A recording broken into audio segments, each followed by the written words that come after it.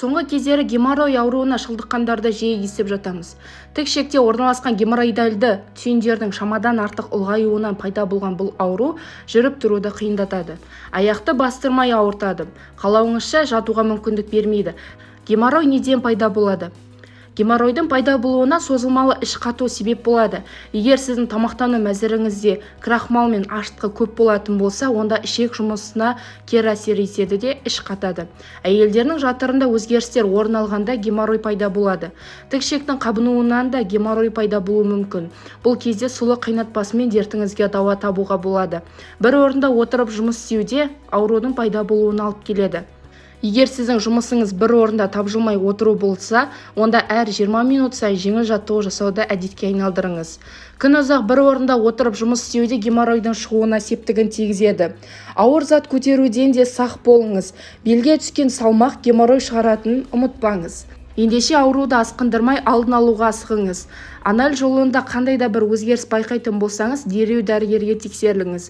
Ауру енді басталғанда халық әдісімен тоқтатуға болады, ал асқынған жағдайда тек хирургиялық ота жасалынады.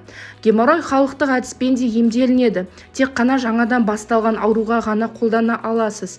Тік ішекке ұзыншалап кесілген шикі картопты немесе қызылшаны майдашылап кіргізесіз. Анал тесігіне өрік майын жақсаңыз керемет ем болады. Бұл майды кез келген дәріханадан сатып ала аласыз. Шайқурай майынан жасалған клизма да керемет көмектеседі. Сарымсақ тісінде тік ішекке салсаңыз, нәтижесін көресіз. Сол кезде аздап ашытуы мүмкін. Алайда ауруыңызды басып тезірек жазылуына ықпал етеді. Сарымсақ үлкен дәретпен қоса сыртқа шығады. Оған қоса сәбіз, алма, жүзім шарындарын араластырып ішсеңіз де геморройға ем болады.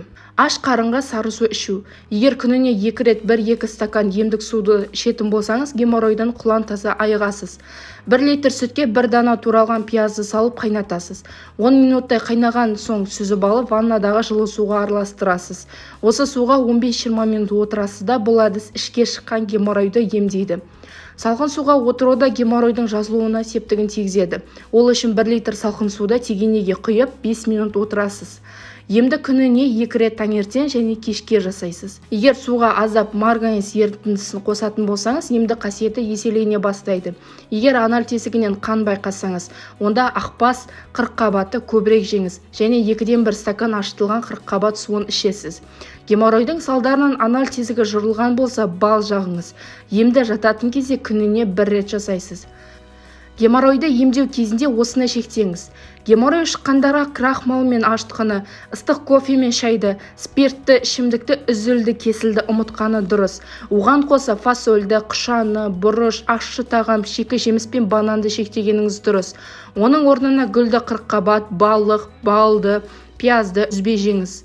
Күніне 3-4 рет 1 ас қасық пияз шырынын ішсеңіз де керемет ем болады. Сондай-ақ шикі көкөніс пен жемістен әзірленген шырынның да пайдасы орасан зор. Геморройдан сақтанудың ең тиімді әрі төте жолы дұрыс тамақтану, белсенді қозғалыс, іш қатуды болдырмау, белге салмақ салмау екенін ескеріңіз.